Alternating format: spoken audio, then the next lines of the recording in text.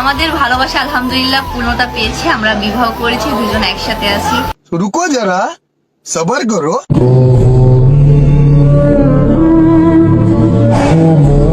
শুনলাম তোমার নাকি কোন টিকটকার আবার ডিভোর্স হয়ে গেছে, এবং ডিভোর্স হওয়ার সাথে সাথে নাকি সে নাকি শিশু খাদ্য এবং পুটকি দেখি আবারও টিকটকার ফারুক কাঁপাচ্ছে।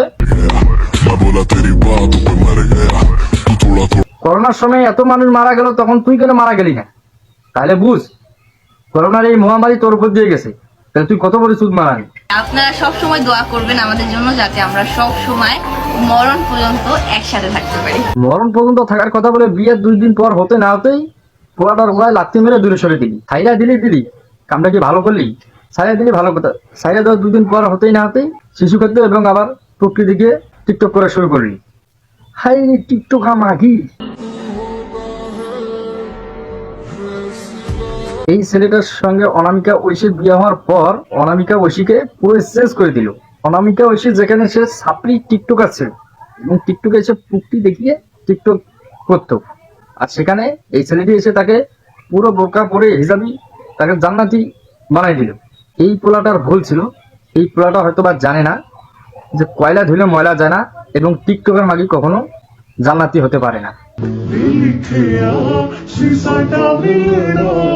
ডিভোর্স হয়নি 2 দিন, এখনই অনামিকার ঐশীর শাড়ির উপর থেকে তার বেড়াটা মাপা যাচ্ছে। বিয়ে হওয়ার পর এই যে বোরকা হিজাব পরে ইমানদার হয়ে গেছিল, সে কার জন্য? সে ভাইটের জন্য। সে বিয়ে হওয়ার পর বোরকা হিজাব পরে ইমানদার হয়ে গেল। এখন সে তালাক হওয়ার পর আবার টিকটকে এসে সাবরিগিরি করতেছে এবং বেড়া দেখিয়ে ভিউজ আদায় করতেছে। আপনারা যারা এই মেয়েটিকে দেখে ভাবছিলেন যে সে কনফার্ম জান্নাতি হয়ে গেছে এবং টিকটকে সে এসে খাদ্য শিশু এবং পাতা দেখিয়ে আর টিকটকে ভিউ আদায় করবে না, দিল তো আপনার ভাবনার উপরে পেশাব করে। দেখেন, আমি আগেও বলছিলাম, এখনো বলতেছি, একটা মেয়ে টিকটক করে মানে, আর এইসব টিকটকার মাগিরা কখনো ভালো হয় না। আর আপনি যদি ভেবে থাকেন তারা নাকি ভালো হবে, তাহলে আপনি সেটা ভুল ধারণা।